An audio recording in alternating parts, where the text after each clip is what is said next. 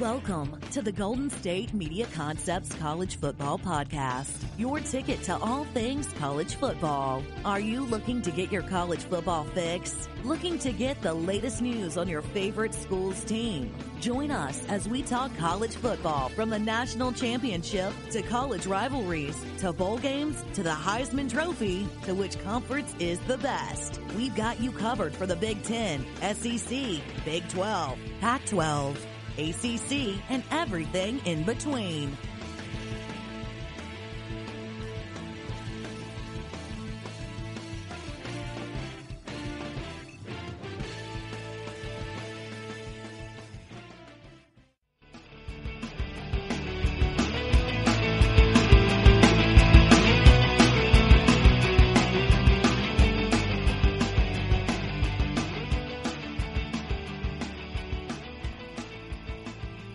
What's going on, people? It's the GSMC College Football Podcast on the GSMC Podcast Network. We are, week 4, 1 month in to the quarantine thing, and it has been getting easier every day, but it still stinks. It's not fun. I miss sports. Everybody misses sports. I miss looking forward to the college football season, as that's what we're going to be talking about for partial amounts of this podcast, is the impact of this whole coronavirus on the college football season, and just what exactly does it mean for college football? Does it mean it's going to stop? Does it mean that we're not getting it? And what does Trump having meetings with everybody in major American sports, besides really the NCAA, mean for the future of the product and just where the money's been going, how the money has been divided up in recent time? Going to be talking about what are college coaches doing now and what that means for us. What are we doing? The NFL draft, as we have some updates on our favorite players that we watched from last season, and just overall timetables for different conferences and what has been changing over there. And then I'm going to be talking about what I've been doing since no sports for the past month. So, all right, we're going to start first with the hope of football coming back in the college ranks. So Trump had a bunch of meetings with different commissioners, executives from major sporting companies or major sporting franchises. So the NBA, NFL, WNBA, even Dana White with UFC, Vince McMahon with WWE. All these guys had meetings and held calls with Trump and Trump with the commissioners. And there is hope that football potentially might come back for the NFL, even though it just means they delay it. But the hope is that they can bring back the NFL. But that doesn't sound like college football is in that conversation right now. So the governor of Nebraska and the governor of Alabama have been really, really encouraging people to stay home for the sake of fall college football to come back. Governor Kay Ivey said, if you're eager for a fall football season coming up, what we're doing today gives us a better chance of being able to do that as well. And Mr. Pete Ricketts also said, if you want to see football this fall, you better be staying home now. And I'm pretty sure that's the sentiment for everybody. And maybe they're just trying to give quality incentives to people who may be not practicing social distancing as well as they should be. And maybe football will be the carrot in front of the mule, so to speak, to keep them at bay. But the news that Trump talking to all these sporting commissioners and seeing what are the steps are, it doesn't seem like there's any clear steps. We just literally have to wait this out and figure out as a society, until we have to wait for, medical professionals. We have to wait for doctors. You have to wait for scientists who are working for a vaccine, who's working for finding not necessarily a cure, but for a ways that we can get people back working, get people back, socializing with one another. We need that human connection, and being without it for a month for the most part, outside of maybe immediate family members or maybe even a pet, I would imagine that this is like some of the loneliest amount of time people have ever had for a while. And unless you've been going to work, that is, if you haven't been going to work and you have not left your house for a month, I would imagine that this has been an extremely difficult time and a little bit lonely, and getting lonelier as the time goes on, because this thing is not going to be done in the next 30 days. In my opinion, it's probably going to take a bit while longer if we're thinking about the fact that the NCAA will probably not be able to have their season. And 9 times out of 10, for 2 reasons. If there's no college, right? If college goes fully online, there's just no possible way that NCAA is going to be able to play college football, because you need people on campus, you need people in the facilities, you need people to train, you need people to coach. There's not enough answers to those yet, and I think the writing on the wall is suggesting that there will not happen. People are just going to go back to online classes for a while, and we probably won't have anything really concrete to see what the real timetable is, probably until May, because that's where everything's getting pushed back to in the first place, is waiting till the end of May to see where this whole thing stands and where we're at. I'm not too concerned about the idea of college football being done. I just think that we need to use this time to celebrate the college football history that we have and what's going on, because if you can be hopeful that it happens, but if you're being realistic with the idea of having 100,000 fans, players, coaches, officials, stadium staff, all this, that, and the third, all in one place in the midst of all this, near the aftermath, it's just really hard to come to that idea, and so come to that conclusion that we're going to get back to that immediately after all of this. I think the world is going to take a large shift in understanding what they can and can't do for the next 2 months. And then when we are able to, come out of our houses, it's still not going to be the same. I highly doubt people are going to just say, oh yeah, everybody can go do as they once did. I think naturally they'll probably do stuff like that, because we have people are hard-headed, people are capable of making bad decisions all the time.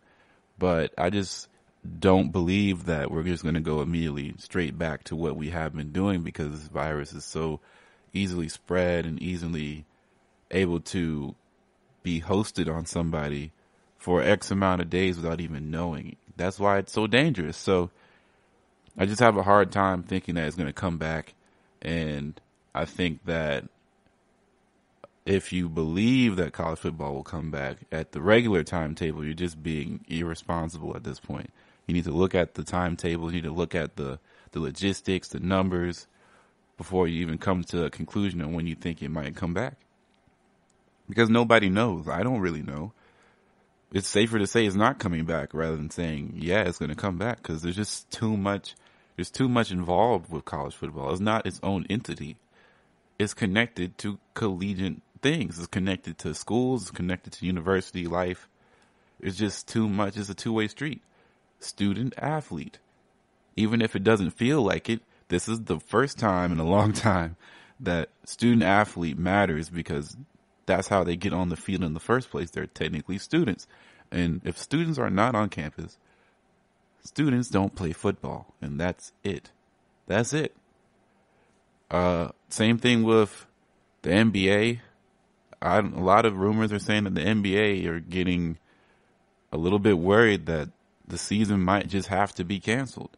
And that's insane to think about. There's a lot of things riding on this season. This could have been LeBron's last final push potentially for a championship. This could have been one of the best Western Conference playoff pushes that we ever could have seen. There's just so many things happening. Zion was playing, and he was looking really, really good. Ja Morant looked amazing all season long. We're just seeing so much stuff coming in basketball that just we did not get to see how it all ended. And I don't think it's going to be able to just jump back in where it started. It's just going to feel too weird.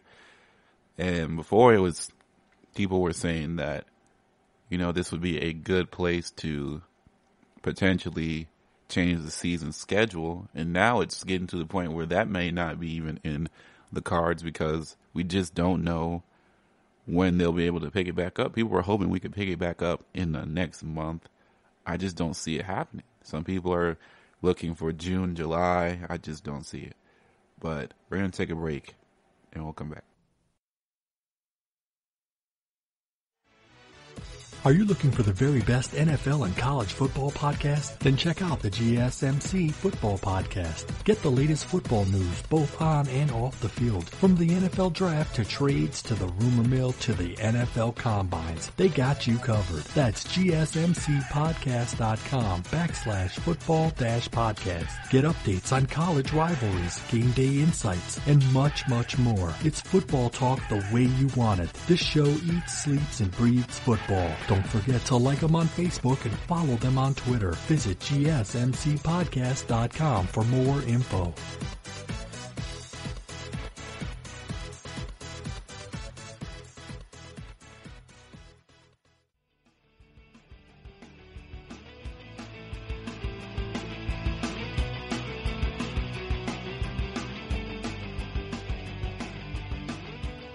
All right, so this is just a little update on the overall college football atmosphere, what's going on with the coronavirus.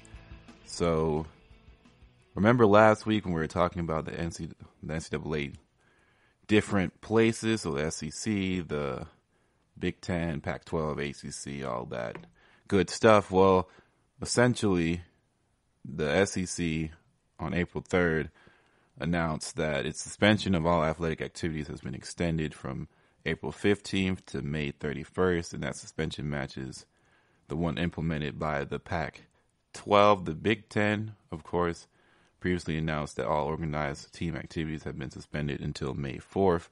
I highly doubt that will stay at its place. I'm sure it will be announced sooner rather than later that will probably be extended as well. And just a quick rundown, once again, of all team activities that have been suspended across all the different conferences. ACC is conference-wide. AAC is conference-wide. Big Ten is conference-wide until May 4th. Big 12 is suspended indefinitely. Conference USA is conference-wide, canceled.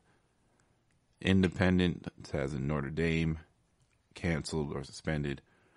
The MAC conference, conference-wide. Pac-12, May 31st, conference-wide. And SEC, May 31st, conference-wide. Spring games are canceled, all conference-wide.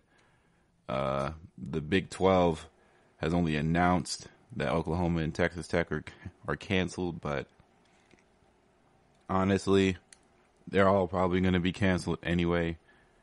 And I think at this point, they're just pushing back the dates further and further and just putting placement dates. But no one knows. No one knows what's happening. No one knows what's going on. There's just no way you can place a timetable on this type of thing without any sort of medical data, any sort of breakthrough, any sort of new development in the coronavirus pandemic that provides a really, really game-changing amount of hope to create some sort of timetable. Because just for a month, we've been fighting for mass testing availability. A month. Really 3 weeks, but almost a month it took us to get to mass testing.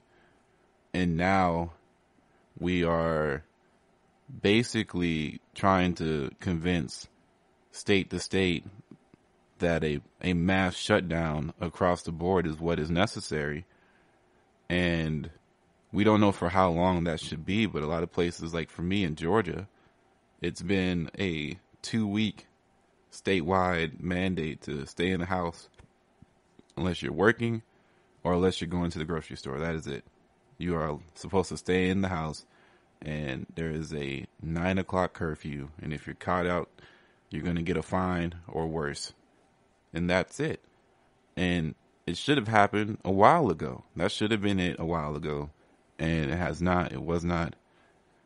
We have state officials saying that they didn't know that somebody could carry the virus with no symptoms for 10 days when that was announced very early on in the pandemic stage of it coming to the United States. And I'm sure that was widely available information if you looked what was going on across Europe and in Asia. It just doesn't make a lot of sense to think that you know what time this is going to end, especially when we were not prepared to deal with it. So all these dates, all these times are kind of insurance for if a miracle happens. These are miracle insurances, putting these dates, these months, saying, oh, we'll come back in June, oh, we'll come back in July. August, we'll still have college football, or we'll have college football a month later, or whatever the case may be. And like I said earlier, you can't have college football with no college.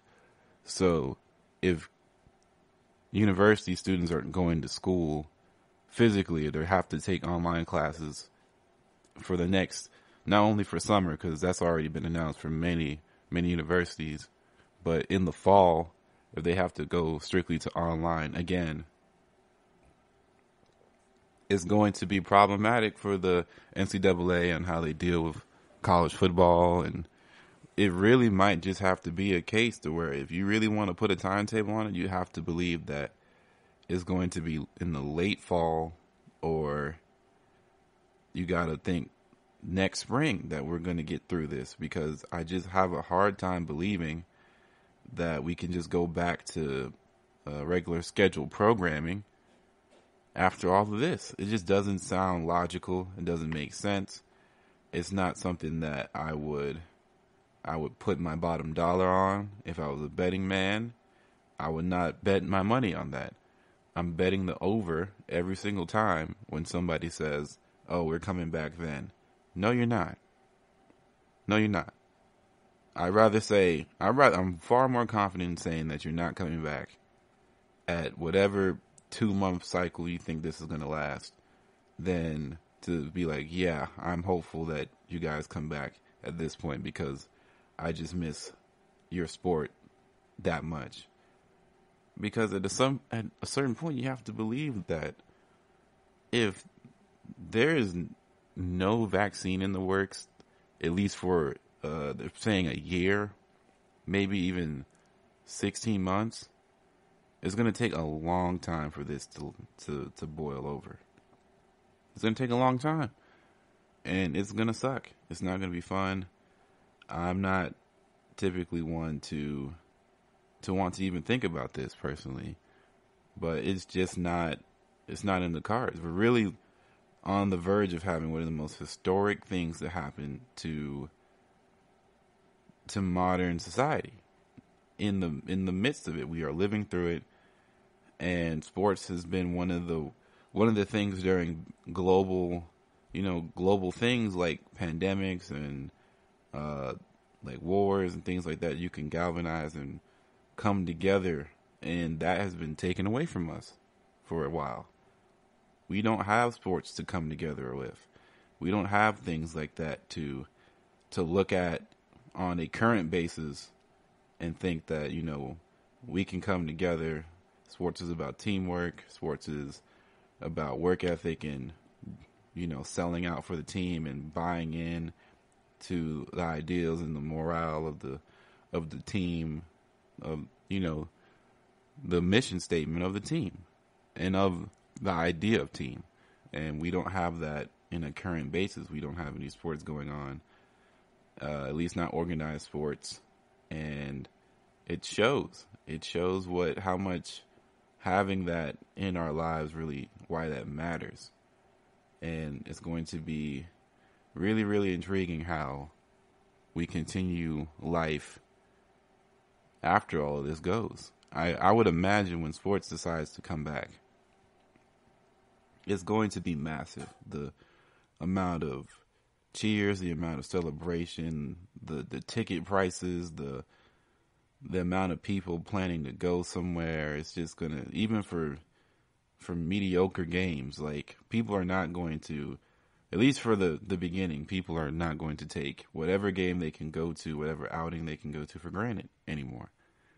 You're not going to take anything really for granted after this point.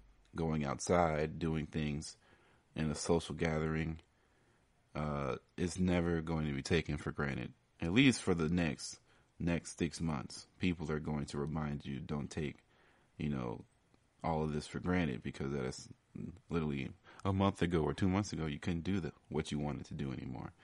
You couldn't be where you wanted to be. And you were stuck in the house. Now you have all this, that, and the third going on. And, you don't want to be inside. And, that's your choice. You don't have to. Your way of allowing yourself to decompress is to stay home and stay home. But I know a lot of people are itching to see their friends again. They're itching to go be in social places. They want to go hang out at the bar again like they used to, or they want to go to the beach, or they want to go traveling, or they want to do what they're passionate about doing outside of their homes. And, we have to wait that out. We don't know when it's coming. But we're going to go ahead and take another break here, and then we're going to get into how much the effect of losing March Madness is hurting the NCAA. Tired of searching the vast jungle of podcasts? Now listen close and hear this out. There's a podcast network that covers just about everything that you've been searching. Hey! The Golden State Media Concepts Podcast Network is here. Nothing less than a podcast bliss with endless hours of podcast coverage. From news, sports, music, fashion, cooking, entertainment, fantasy, football, and so much more. So stop lurking around and go straight out to the Golden State Media Concepts Podcast Network. Guaranteed to fill that podcast itch. Whatever it may be. Visit us at www.gsmcpodcast.com. Follow us on Facebook and Twitter, and download us on iTunes, SoundCloud, and Google Play.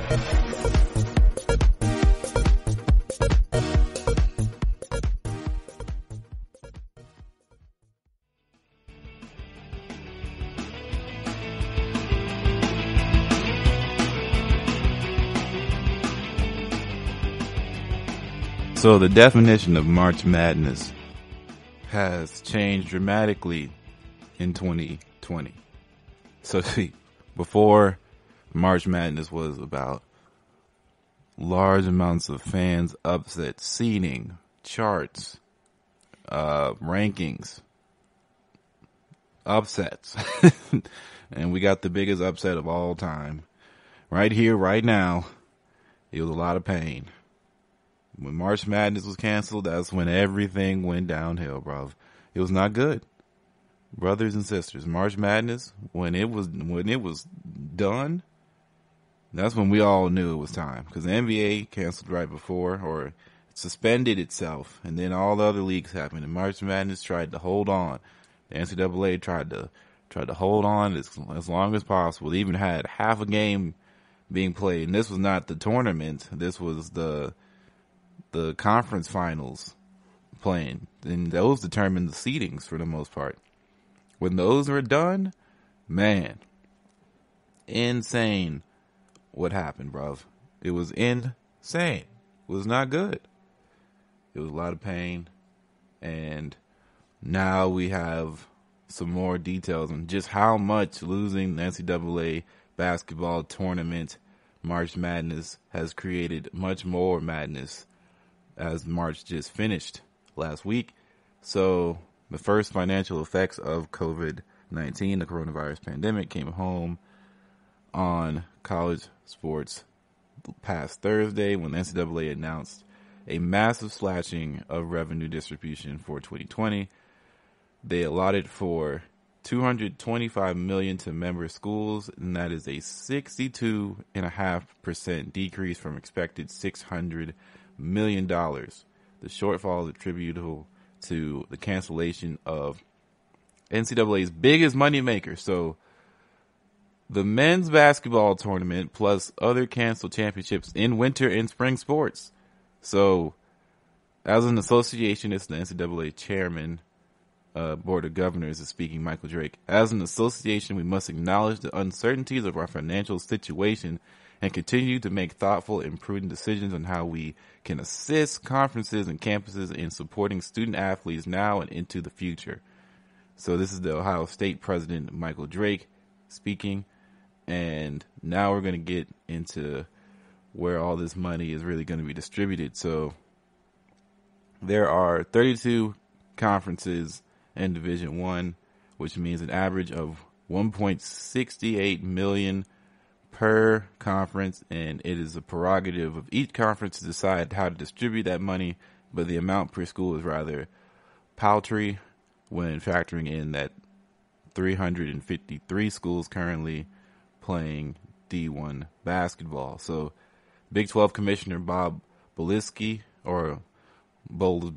that's what his name is, Bowlesby said in a teleconference on Thursday that the NCAA revenue distribution will be a decrease of about $14 million from what his league had expected previously, and it's hitting everybody. It is unprecedented times, and there's just not a lot of money to be going around. So there is a chart and an accounting split that can be found online, and the financial hits will keep coming from other areas for conferences, most notably the large loss of basketball tournament revenue.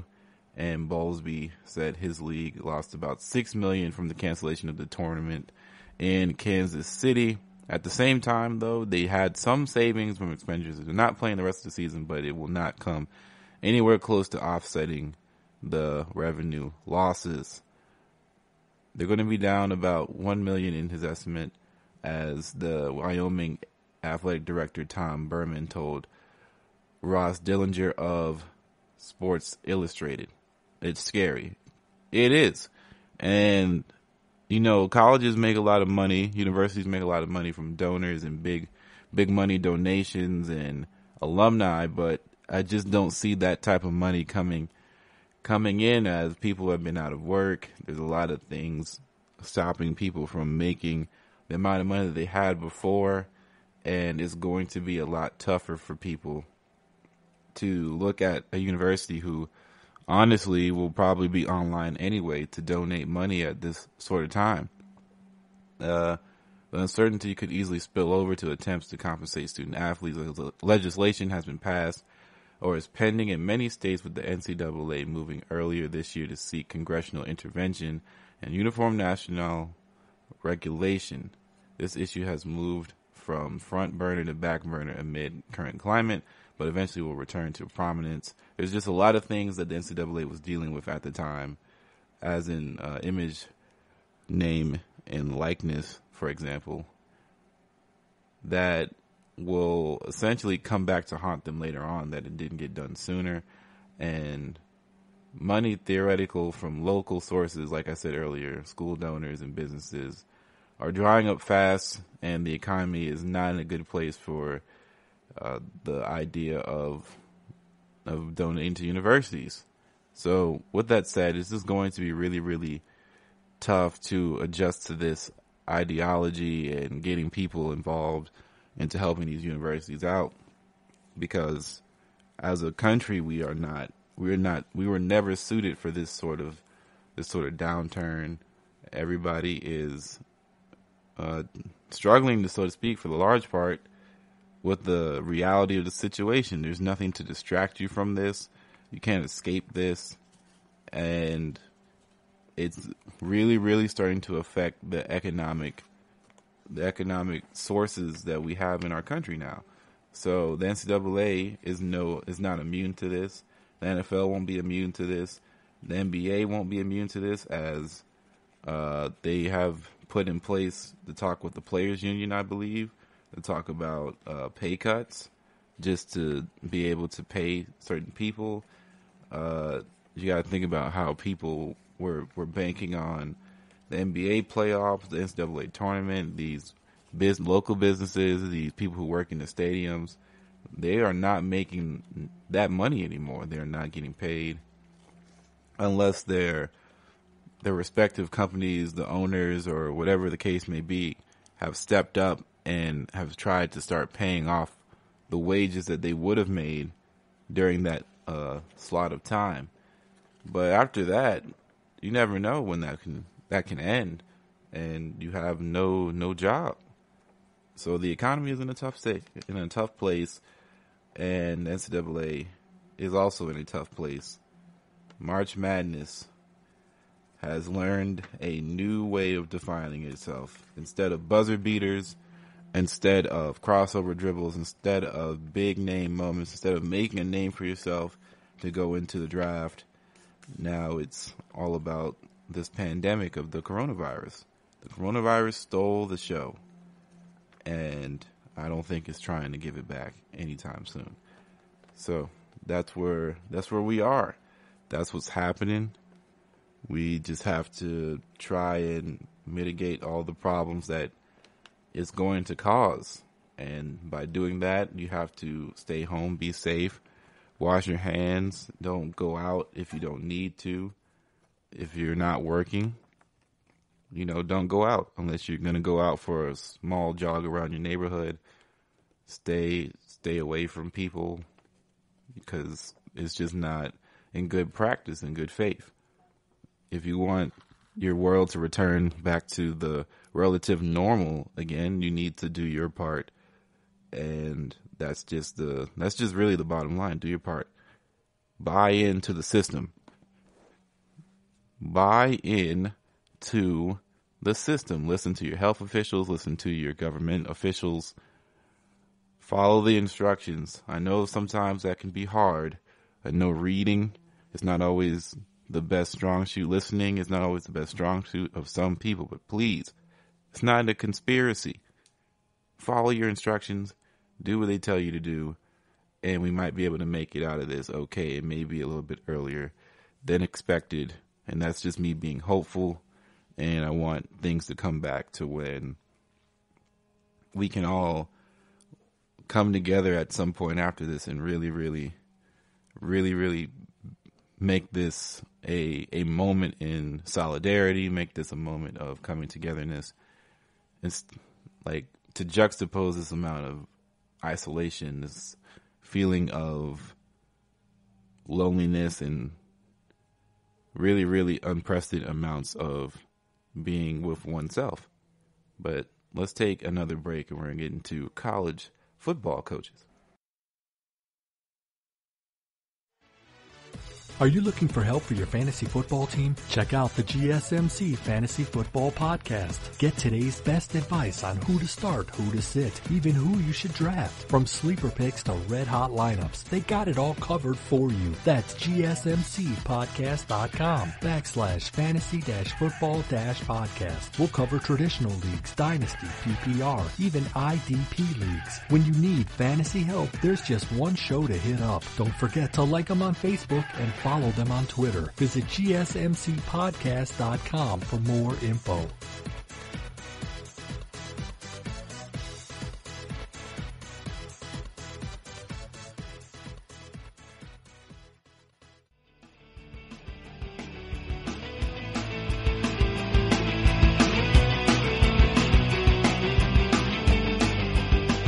College football coaches around the United States are at home, and some of them for the first time in a very long time. They've been home this long, and they do not know what to do with their hands. They don't know what to do with their time.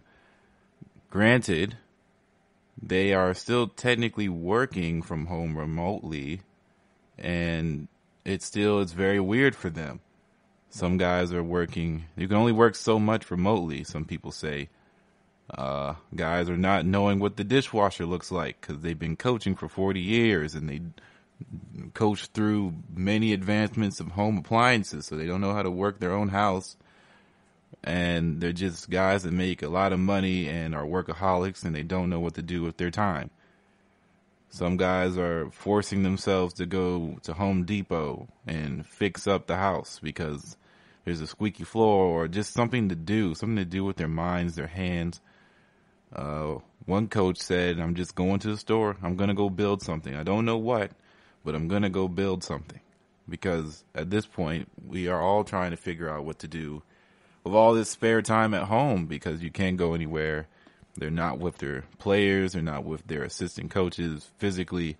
They're not with their companions.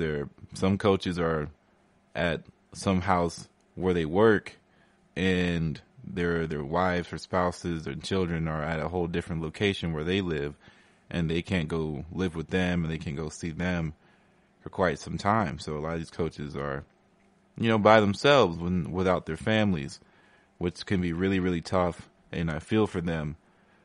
And they're trying to find new ways, like all of us, to really occupy their time. Some coaches are having film watching sessions or discussion sessions, video sessions scheduled out with college coordinators, NFL coordinators, NFL coaches, to try and learn something from them down the line. So trying to step up their coordinating games. Some people are doing 6-week-a-day or 6-day-a-week workout programs with personal trainer. And, some guys are trying to get back in shape. It can be, everybody's trying to do something new, something interesting. I know Mike Leach, he started a podcast where he talked for an hour, or produced a podcast for an hour-long discussion about the new Netflix show or docuseries Tiger King, which has been all the rage since the quarantine has happened. Netflix has really benefited from having people to sit at home and do nothing but watch their programming. But Leach has also been reading a book about the CIA agent, watching a Netflix series, Ozark, riding his bike in the quiet streets, and eating fresh stone crabs. He's got a stone crab guy who is still hauling the delicacies. So, Mike Leach, getting it in. But he lives out in the Key West, and all his kids are grown and out of the house, so he's spending his quarantine days in one of the more isolated places in the country, and that is the Key West. So, Arnada, one of the coaching staffs of LSU, is father of 3, and he finds himself juggling phone calls with recruits. On the background, one of his daughters continuously plays a particular John Legend song on the piano as part of her lessons. Each morning, no matter the circumstance, South Florida coach Jeff Scott's 4-year-old daughter burst into his house office, oftentimes maneuvering her way in front of the web camera during a USF team meeting. Some coaches are treating their children as they might their players, teaching and training them. One assistant has a mandated physical activity session each afternoon with his 2 young boys, and another coach has found use for his math degree. He's teaching his kids subtraction and addition each morning. So everybody's just trying to find new ways to do different things. One SEC assistant coach anonymously said, "You're never home. You don't know jack." He said a different word. "You don't know schedules. Now you're home, and it's, we do this at this time, we do that at this time." The coach says he needed to reintroduce himself to his children. Daddy's home for good. That made me laugh a bit, but I can understand it. My mom, she is a Home Depot fiend at the moment. She is a Lowe's fiend.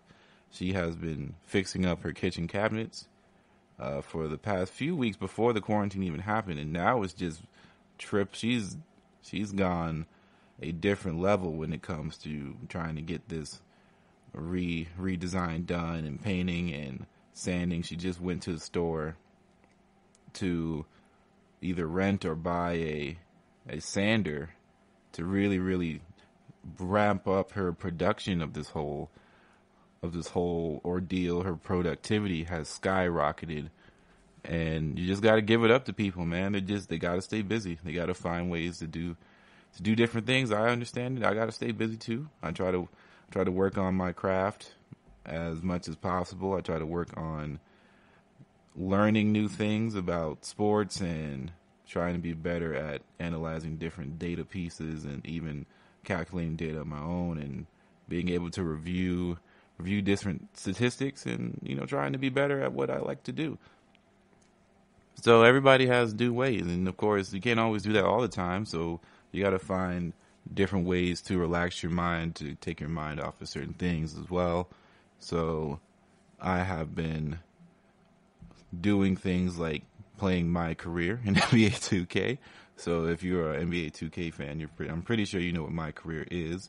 But my career is where you create your own player and put him through the NBA process. So you go through getting drafted, you go through the summer league, and you go through your rookie season and so on and so forth and improve your player. You can spend money to make your player better, but listen, I don't got the dollars like that, so I'm doing no money spent, and I am having quite some time. It brings back the old memories of playing 2K all the time in my recent youth, and it's bringing back quality memories. I'm also in that MLB The Show where I'm doing similar things because I miss baseball immensely. I love going to games. I can't admit that I watch baseball all that much on TV, but I'll definitely go to a baseball game as much as possible when the time is allowed and when I'm not working, because I just find the atmosphere of being in baseball games really, really fun. And I like ballpark festivities. I like ballpark ideology. I like going around and talking trash to people. I like being around fans of similar teams. I like people when you go to the stadium and you're sitting next to a group of guys and they all think they're the next big analyst and they start giving their hot takes on the team in mid-game. Like, I always love that. You always give me your takes mid-game because that's what I want to hear right now.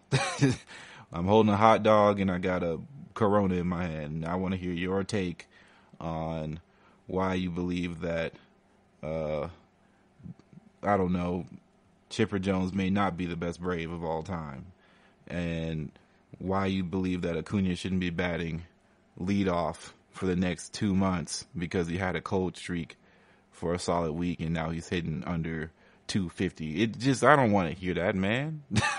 I don't want to hear it, but I miss it immensely. It was a part of the tradition. I had to go. And I don't get to go anymore, but alas, we find new ways to occupy our time.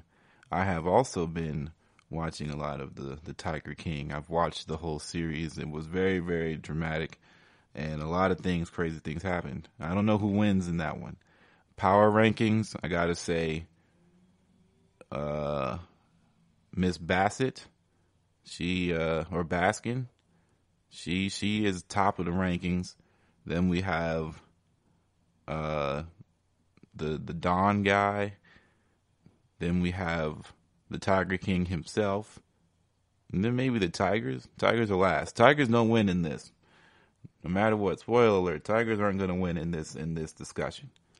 But it's interesting lens inside the endangered species, the big cat industry, so to speak, because they definitely are trading and selling tigers, lions, ligers, leopards, a whole bunch of wild animals, so to speak, and zoo culture and all of that.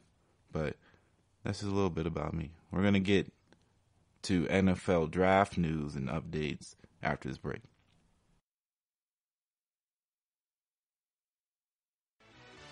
Check out the show that's built on the MMA. From the UFC to extreme cage fighting, they got the fights covered. Check out the GSMC MMA podcast. Get the latest news on past or upcoming fights. Join us as we talk to and about some of the biggest names in the MMA, past, present, and future. When it's the fight game, there's just one show to check out. GSMCpodcast.com/MMA-podcast. Don't forget to like them on Facebook and follow them on Twitter. Visit GSMCpodcast.com for more info.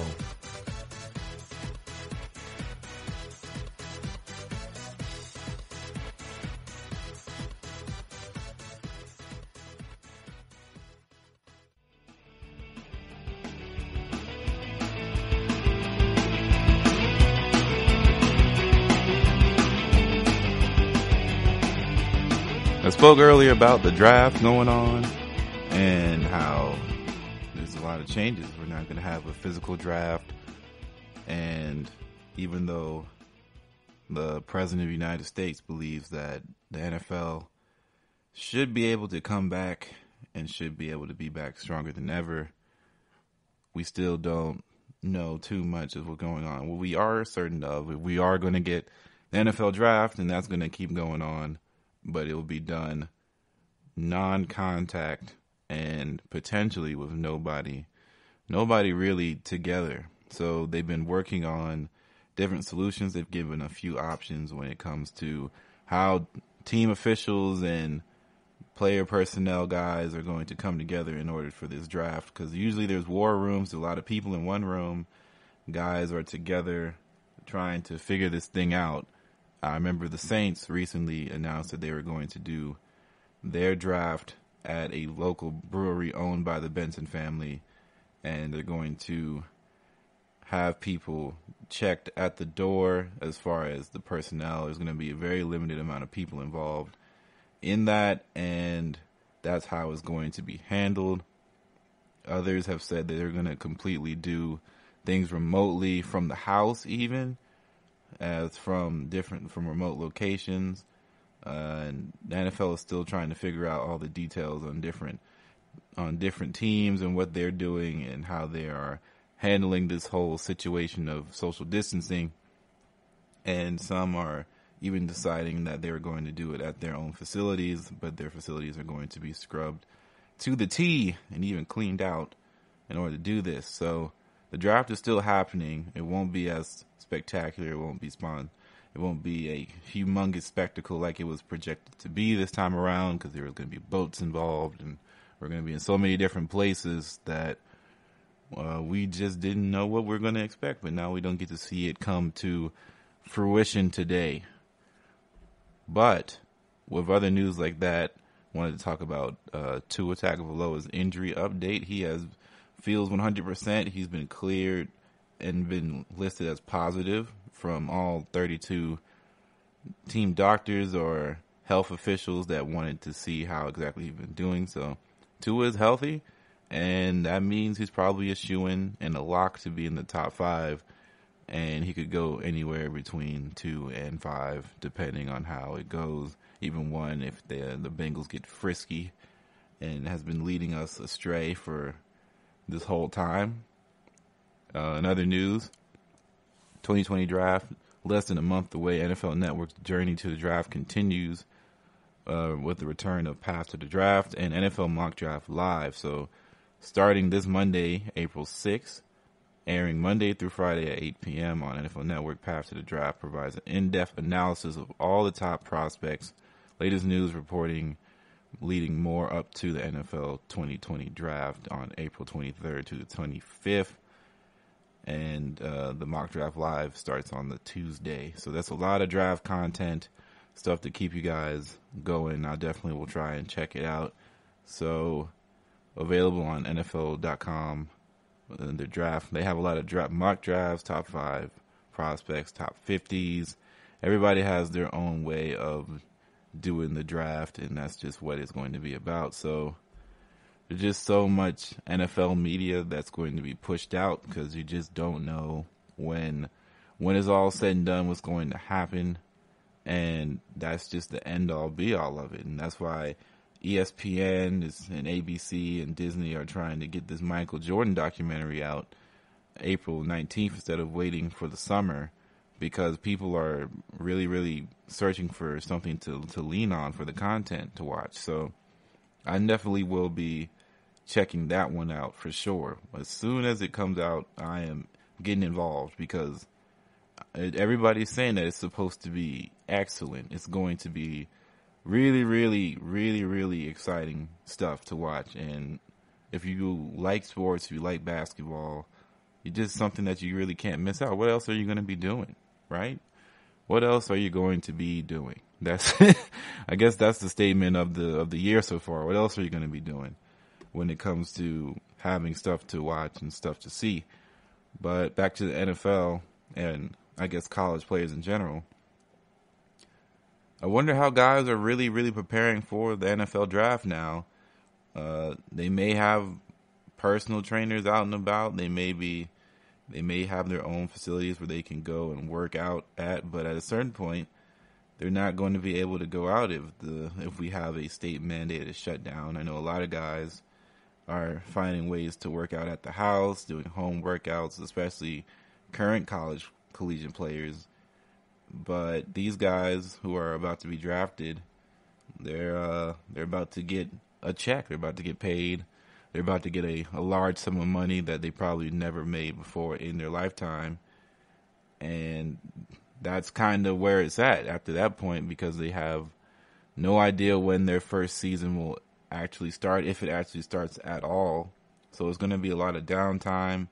There's going to be a lot of FaceTime calls, video conferences with coaches and maybe even teammates just to get acclimated together. And they're going to have to find new ways to bond, new ways. Like, I can't imagine the fact that they're going to not be able to walk across that stage and get drafted.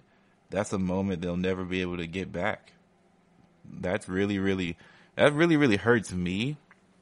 I couldn't imagine, say, graduating from college. I don't know if graduating from college is anywhere close to the feeling of being drafted on the NFL. That's televised events. That's historical things that people will remember that. Not to belittle anybody graduating from college. I love my graduation. It was one of the better memories of my lifetime. I just know that on that level of scale, and I don't get to celebrate that with my friends and family. I don't get to go to the draft, or even worse, I don't get to be at home with my friends and family at a big gathering and watch the draft and get the phone call. I would be really devastated at this point in time. I'd be really sad. I mean, sure, they're going to the league. Sure, they're going to get a check or whatever the case may be. They're fulfilled their dreams, but they don't get to see the immediate payoff. They don't get to have that celebration of being drafted into the NFL, at least the traditional way. So I don't know what is the non-traditional way of celebrating it. I guess you have to be home with your immediate family, or you're by yourself. Like, how do you deal with the idea of, getting drafted and there is no immediate celebration? You can't go out anywhere. You can't, I guess you just have to be home. Maybe pop a bottle of champagne if you're old enough. And that's just it. That is really, really tough. That's a tough pill to swallow, man. Like, I would be really, really sad, personally, if that was me. So I can't imagine how these guys who've worked their tail off for years, all their life, to get to this moment just to not be able to walk across the stage and, accept the hat and shake the commissioner's hand and really, really live in the moment of getting drafted and getting interviewed and being talked about. That has to be really tough for these guys. But the draft still continues on. It will be a live event streamed. He'll probably have a lot of talking heads going on, so a lot of first take elements, a lot of Skip and Shannon elements, a lot of how CNN and Fox News and ABC News, how everything's really been oriented to video conference like production. 2-3 panels in the screen, people just with the shoulders up all the time. That's just what it looks like it's going to be for the time being, and that does not bode well for the draft. I'm interested to see how it works, because the draft usually finds a way to be okay with the fact that they can stuff in a lot of content, so they can put up some highlights, they can put up some clips, but I'm worried about the audio quality a lot, because some people might be really at the house, and it's going to sound like they're using their computer speakers and not high quality microphone things. And that's why I got to give it the first take, man. They find a way to make sure that their audio quality is the best at every possible time, even when they have technical difficulties, because these other channels have been struggling, man. It's just really bad audio quality, and that's something that you gotta address.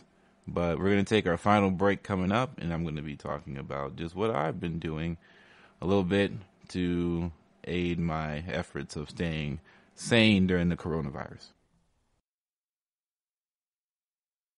This is your ultimate stop for everything sports. The Golden State Media Concepts Sports Podcast. Should I say more? From the NFL, MLB, the NBA to MMA, it's all in here. The Golden State Media Concepts Sports Podcast. Listen now.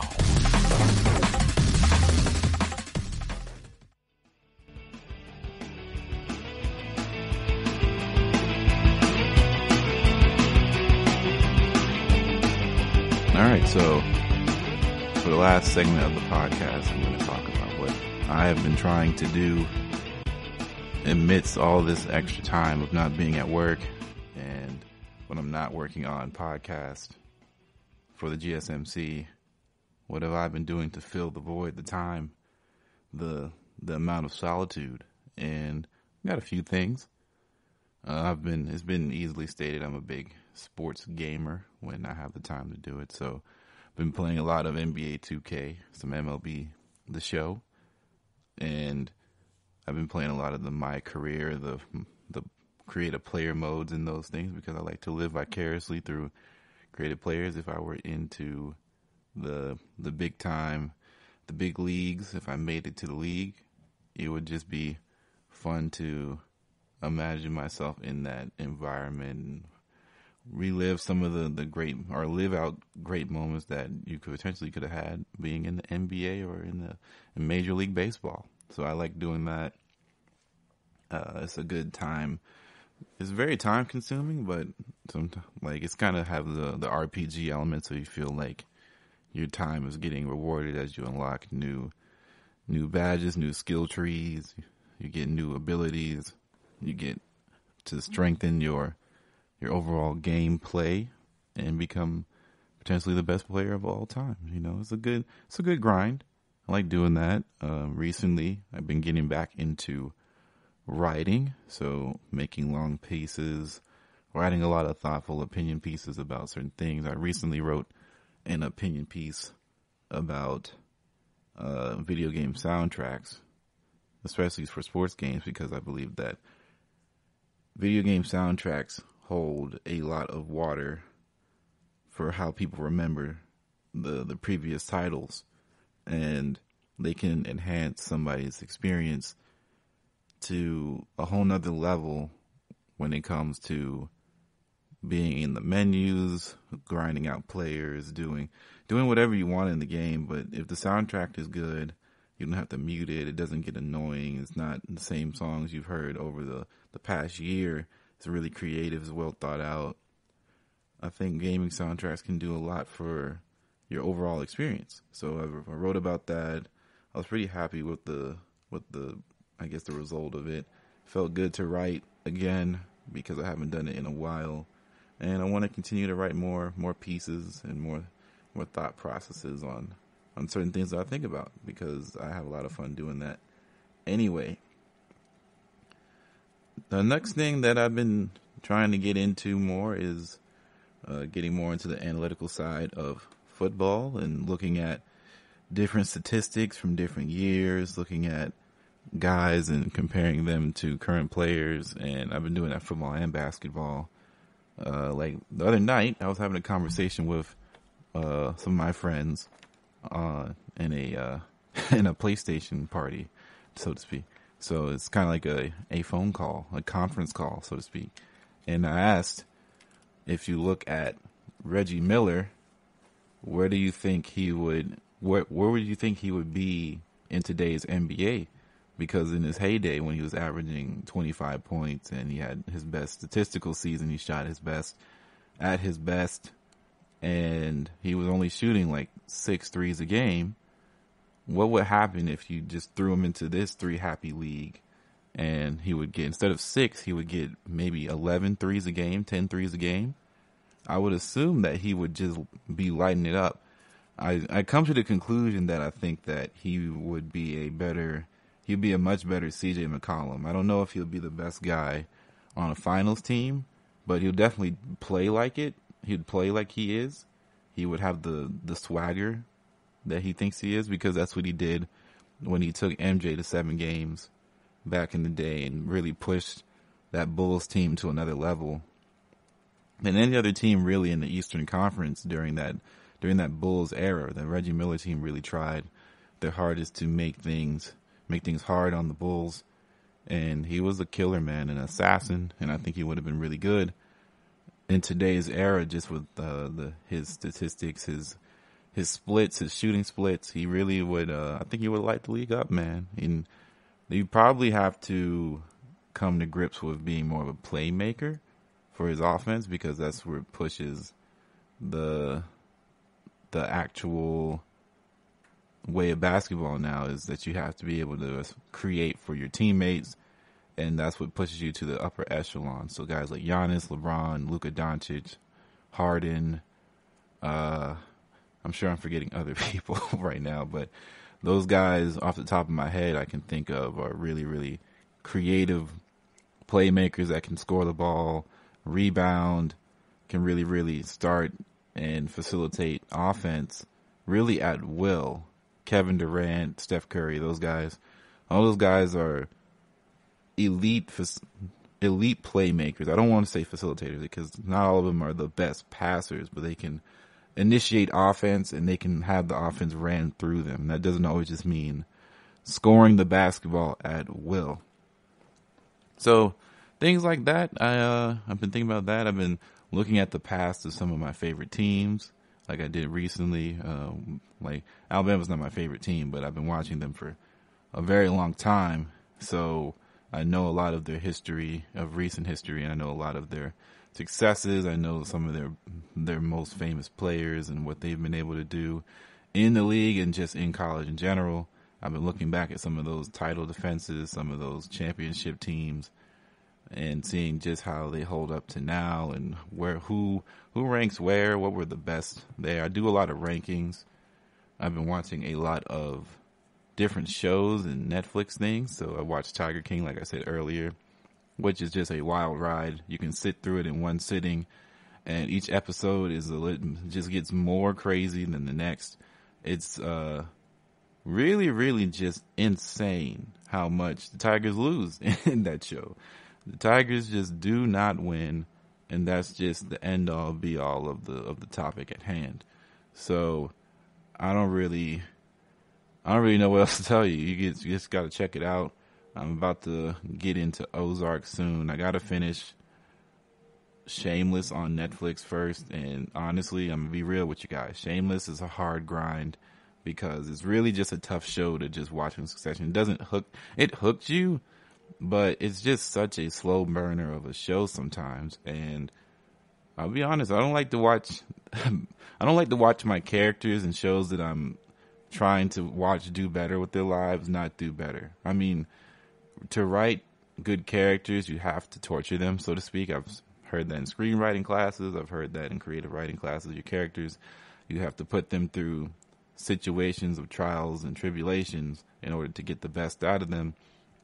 And Shameless does that to the nth degree, to the next level every time. You think they're about to get right. You think they're going to do good.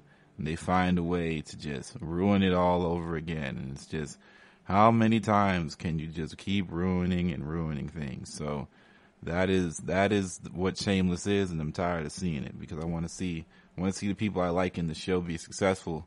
And right now, there's only really one couple in the show that ever has any success, or is just always on the side of, you know what, they're living all right. They're making the best. They're making the most with the situation at hand. While everybody else are just messes. Everybody's just a mess. And maybe I just don't like to watch messes because you can't clean them up. You can't just say, oh man, listen, how about you get some help? How about you just get some therapy, man? I don't know. But yeah, that's what I've been doing. You know, I'm pretty normal. Been helping my mom out with the kitchen every now and again. She's really just gets it in all the time. And sometimes I'm just not in the mood for all of that. I can't get involved with the home decor. She has a vision, and when she sees it, it's hers and hers alone. So I just let her work. I can attest to that because I am the same way. I get it from her. Sometimes the vision is all you can see, and you just stay on the course. With that said, though, this will be the end of this episode of the GSMC College Football Podcast. I'd like to thank you all for checking in and listening with us. And don't forget to rate and review the podcast on whatever platform you do choose to listen to us. I would like to encourage you to follow our social media, so our Facebook, our Instagram, and our Twitter pages. And don't forget to please stay safe, practice social distancing. If you feel sick, stay home. Of course, please stay home and self-quarantine. We'll get through this one day at a time, and hopefully it will end sooner rather than later. But this has been the GSMC College Football Podcast. Thank you all for listening. See you all next week. You've been listening to the Golden State Media Concepts College Football Podcast, part of the GSMC Podcast Network. You can find this show and others like it at www.gsmcpodcast.com. Download our podcasts on iTunes, Stitcher, SoundCloud, Google Play, or anywhere you find podcasts. Just type in GSMC to find all of our shows from the GSMC Podcast Network. From football to basketball, baseball to MMA, and even soccer. You can also follow us on Twitter and Facebook. Thank you, and we hope you have enjoyed today's episode of the Golden State Media Concepts College Football Podcast.